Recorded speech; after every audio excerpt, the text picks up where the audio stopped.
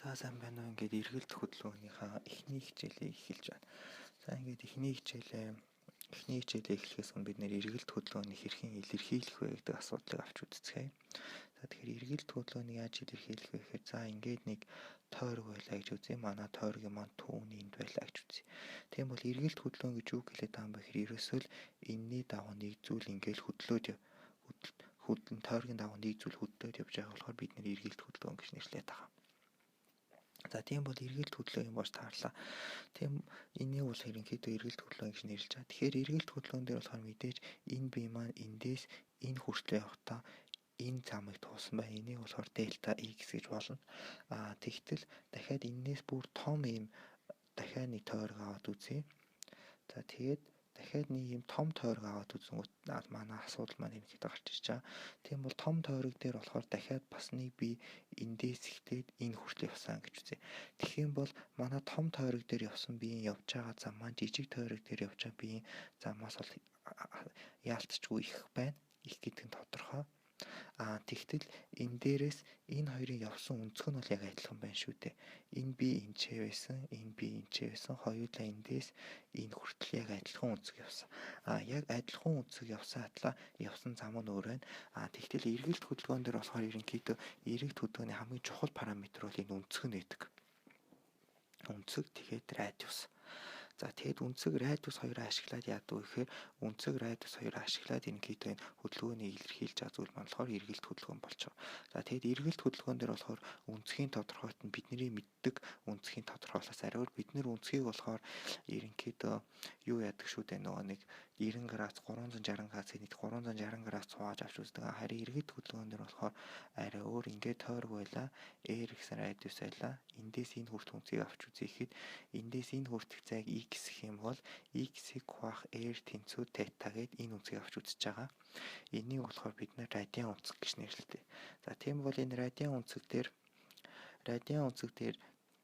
хамгийн их үнцэг нь болохоор тойргоо бүтэн тойрсод хамгийн их үнцэг нь шүү дээ. Тэгэхээр тойргоо бүтэн тойрсод болохоор мэдээж x тэнцүү 2πr бол таарна.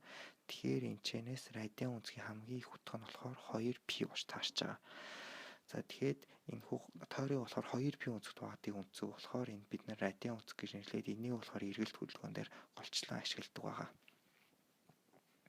За мэдээж 360-ыг 4-т хуваасан нөгөө тийш үнцэг буюу 60 градус байдаг шүү дээ.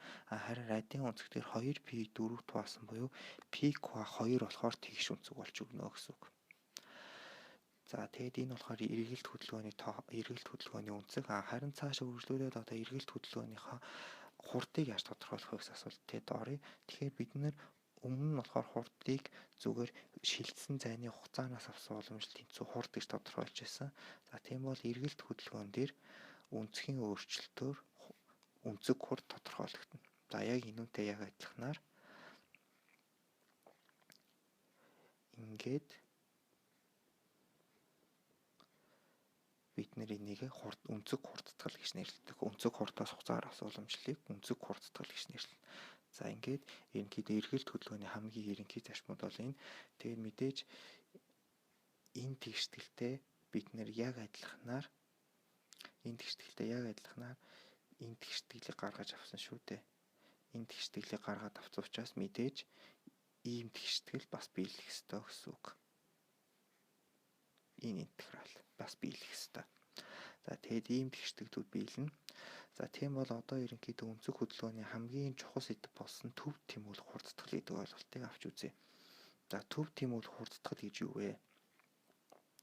За тэгэхээр би Ньютоны хуулийг тухай хичээлүүдээр болохоор ямар нэгэн би ямар нэг v гэсэн хурдаар хөдөлж эхэлсэн л бол хязгааргүй яг энэ чиглэл рүүгээ v гэсэн хурдаар хөдлөх ёстой гэсэн шүү дээ. Тэгтэл тойргоор иргэнэхээр чи ингээд тойргоор ирэх ёстой шүү дээ. Тойргоор иргэнэхээр чи тойрог хөдөлгөөн чи ерөөс тасралтгүй ингээд чиглэл нь өөрчлөгдөж байгаа байхгүй. Тасралтгүй ингээд чиглэл нь өөрчлөгдөж байгаа. Тэгэхээр тасралтгүй чиглэл нь өөрчлөгдөж байгаа чинь энэ чинь ямар нэгэн байдлаар тасралтгүй хүч үйлчлэх шаардлагатай гэсэн үг. Тэгээд дээрэс нь Ньютоны хуулийн тухай хичээлүүд дээр авч үзсэн шиг санагдаж байна. Ямар нэгэн биед хурдны чиглэлтэй перпендикуляр чиглэлд F гэсэн хүч үйлчлэх юм бол энэ хурдны хэмжээг өөрчилгүй харин хурдны чиглэлийг өөрчилдөг. өөрчилдөг байдаг. Тэгэхээр ямар ч байсан дандаа энэ хурдны чиглэлтэй перпендикуляр чиглэл рүү энэ хүч үйлчилж байсан гэсэн. Тэгэхээр яг зөв тойроор хөдөлж байгаа бол ерөнхийдөө энэ хүч чинь тойргийн төв рүү чиглэж байна шүү дээ. Дандаа тойргийн төв рүү чиглэж байна. Тэгээ дандаа тойргийн төв рүү чиглээд хурдтай байнга перпендикуляраар ийм хүч үйлчилдэг учраас хурдны чиглэлийг өөрчлөөд ингээд тойргоор хөдөлгөөн хийхэд хүргэнэ гэсэн. Тэгээд бид нэр энэ хүчийг болохоор төв тэмүүлэх хүч гэж нэрлэж байгаа. За тийм бол төв тэмүүлэх хүч ямар хэмжээтэй байх ёстой вэ? Ерөнхийдөө энийг болохоор олдог арга байдаг. Энийг олдог аргыг болохоор би арай жоохон байжгаад авч үзье гэж бодож байна. Энэний хэмжээ нь болохоор ингэж өгөгдөж байгаа.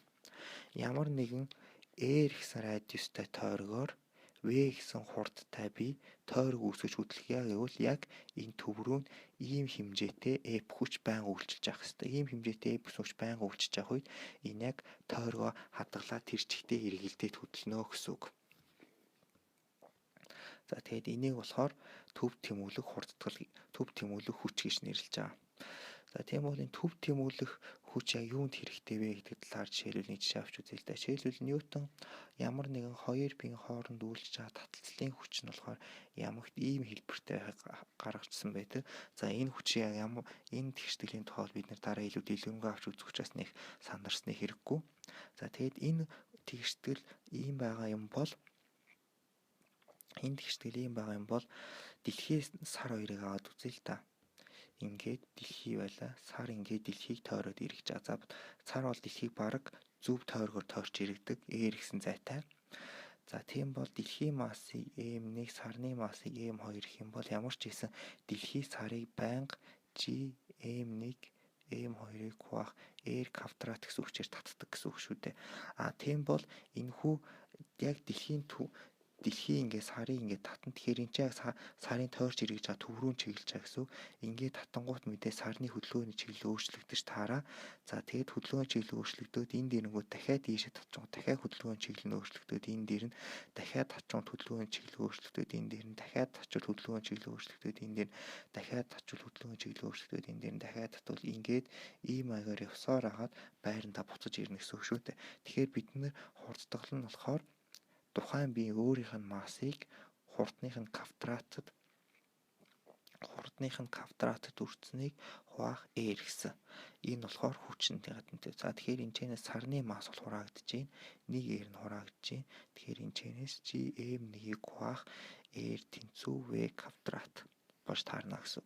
За тэгээд ингээ гарчингууд одоо би энийг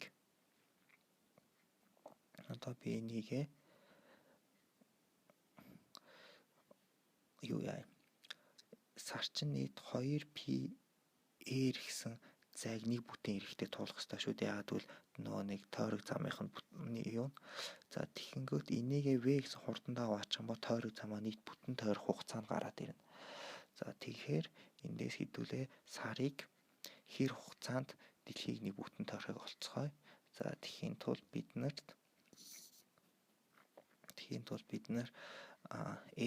түрүүнийхээ тэгштэглээс V-г олох шаардлагатай. Түрүүний тэгштэглээс V-г олох юм бол V маань болохоор ингэж олдно.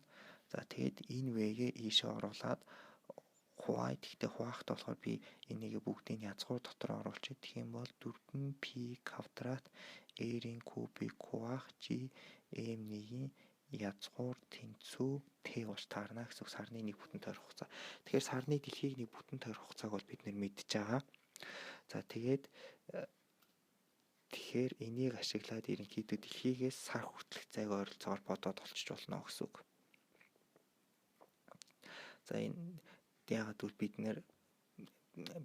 нэр энэ дэлхийн масс энэ G тогтмол 2 бол бид нар мэдэж байгаа. Гэхдээ энийг бид нэр өөр арга ашиглаад олчиж болно. За энэ маань болохоор ямар арга байдаг вэ гэхээр зүгээр ингээд дэлхийн гадарх дээр байгаа нэг жижигхэн алимыг аваад үзье. Энэ алимыг ч гэсэн дэлхий яг адилхан энэ хүчээрээ татчих хэвээр. Харин энэ хүчээрээ татчингууд эн чинь болохоор ерөнхийдөө биднэрт болохоор ингэж харагдаад эн чинь нөгөө нэг гравитацийн хурдтгал гэсэн үг байхгүй юу? Гравитацийн хурдтгал яг энэ тэгчлээс олдно гэсэн үг. Тэгэхээр энэ гравитацийн хурдтгалыг ашиглаад GM1-ийн үржүүрийг олоод эндээсээ бид нэр сарын дэлхийгээс сар хүртэлх зайг ерөнхийдөө ойролцоогоор тооцоо гаргачих болно.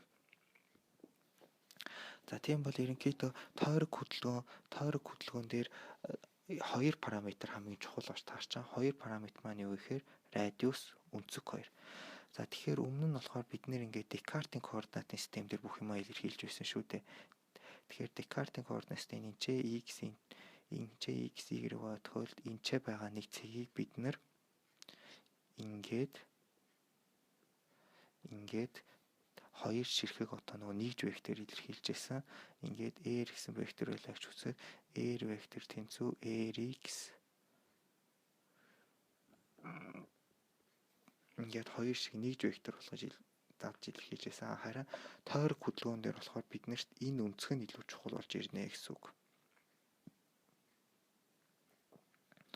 Энэ өнцөг маань илүү чухал болж ирнэ. За энэ өнцөг яаж чухал болж ирж байгаа юм бэ гэхээр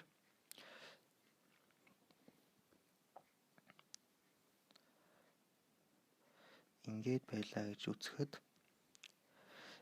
байлаа гэж үзэхэд энэ x-ийн урт чинь болохоор ерөнхийдөө r cosинус θ тэнцүү x байдаг шүү дээ. Харин r синус θ тэнцүү y ийм байдаг. За тийм бол нөгөө манай x-ийн дагуу хоёр векторын маань rx, y хоёр векторын урт маань болохоор ингэж гараад ирнэ гэсэн үг. Тэгэхээр манай хоёр вектор маань ерөнхийдөө үний эрэг дээрээ бид нэр солиод бичингүүт манай вектор маань ингээд задарч таарч байгаа. За ингээд задарчингууд би r-ээ хаалтны өмнө гаргаа бичиж болно. R-ээ хаалтны өмнө гаргаа бичих юм бол манай тэгштгэл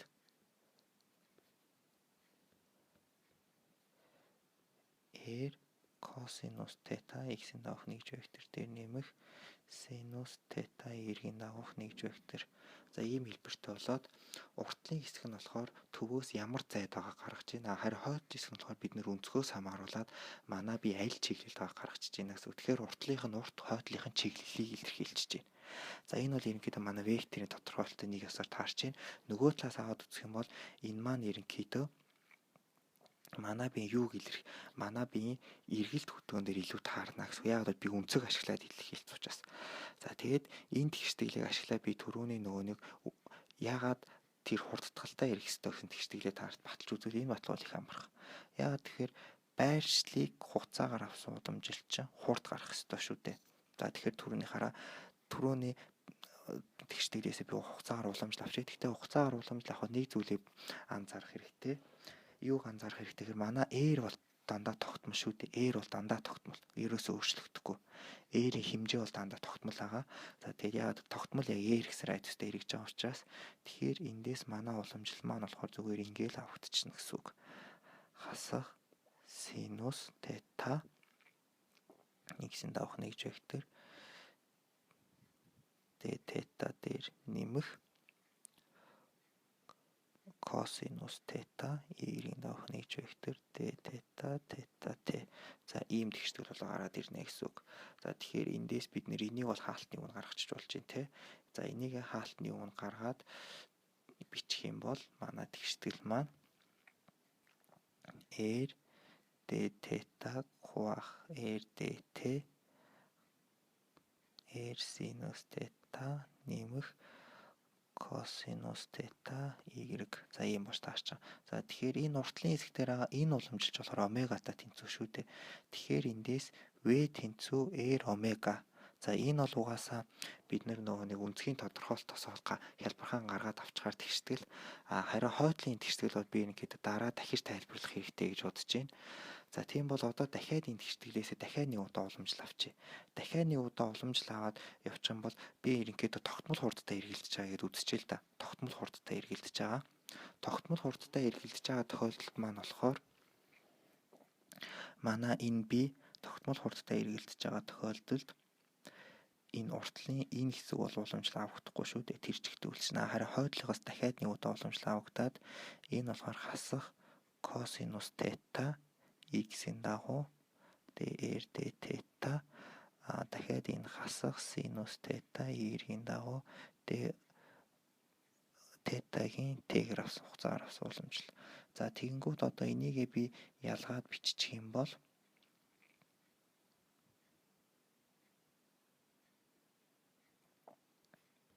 Энийг би ялгаа биччих юм бол квадрат болно. Арай хасах косинус тета x хасах синус тета y. За ийм тэгшэл гараад ирж байгаа. За тэгээд энэ тэгшлийн уртлын хэсэг маань болохоор мэдээж би түрүүн хэлсэнчлэн хэмжээг илэрхийлж байгаа, хойд хэсгийн чиглэлийг илэрхийлж байгаа гэсэн шүү дээ. Чиглэлийг илэрхийлж байгаа. За тэгэхээр энэ уртлын хэсэг маань болохоор r омега квадраттай тэнцүү байна. За тэнгуут би түрүүн бас нэг тэгшэл гаргасан шүү дээ. r омега тэнцүү b гэж. Энэ тэгшлээсээ би v-гээ орлуулад тавьчих. Омегагаа орлуулад тавьчих юм бол r v квадратыг хуваах r квадрат болоод эндээс ингээ устчихна. Тэгэнгүүт ерөнхийдөө манай биеийн хурдтгал маань болохоор v квадратыг хуваах r-тэй тэнцүү гэсэн үг. За тэгэхээр Ньютоны 2-р хуулийн дагуу хурдтгал гэдэг бол Ньютоны 2-р хүч гэдэг бол хурдтгалыг үржих масстай тэнцүү байдаг. Тэгэхээр эндээс энэ бид үйлчилж байгаа хүч маань болохоор mv квадратыг хуваах r болоо гараад ирнэ гэсэн үг. За тэгээд ерөнхийдөө энэ гаргалгаанаас та нар нэг юм анзаарсан бах. Энэ гаргалгаанаас анзаарч болгочлон тухайн биед маань болохоор ерөөсөө r нь бол өөрчлөгдөхгүй, зөвхөн яг тетан л өөрчлөгдөөд r бас дээрээс нь тогтмол хурдтайгаар зүгээр нэг r гэсэн айцаар эргэлдээд явж исэн биш үү те. Тэгэхэд би энэ биеэсээ 2 удаа хугацаагаар уламжлал маань өөрөө авагдаад энэ бие маань ерөнхийдөө хурдтгалтай гэж гарч ирээд энэ хурдтгалаас нь хүч нь олдчихж байгаа. Тэгэд энэ болохоор нөгөө бидний түрүүний гаргаж авсан хүчтэй тэнцвэсэн. Гэхдээ одоо дахиад сүүлийнхаа хэсэг дээр нэг юм анзаараад авъя. Тэгэхээр би ингэж зураад түрүүн яг эн чинь болохоор ерөнхийдөө энэний дагуу чиглэлтэй, энэний дагуу чиглэлийн вектор маань болохоор бид нэр түрүүн яаж илэрхийлж байсан бэхээр косинус тета x нэмэх синус тета y гэж илэрхийлж байсан шүү дээ. Чиглэлийн дагуу вектор. Тэгтэл түрүүн би хурдтгалынхаа хурдтгалаа бодоод гаргасан чинь манай векторын маань чиглэл нь хасах косинус тета x хасах синус тета y буюу яг энэний эсрэг чиглэл байсан. Тэгэхээр юу гэсэн үг вэ? Яг энэний эсрэг чиглэл буюу хүч маань энэ чиглэл байх ёстой гэсэн үг. Тэгэхээр энэ маань төв рүү тэмүүлж байгаа. Тэгэхээр энэс болоо бид энийг төв рүү тэмүүлэх хүч гэж нэрлэж байгаа.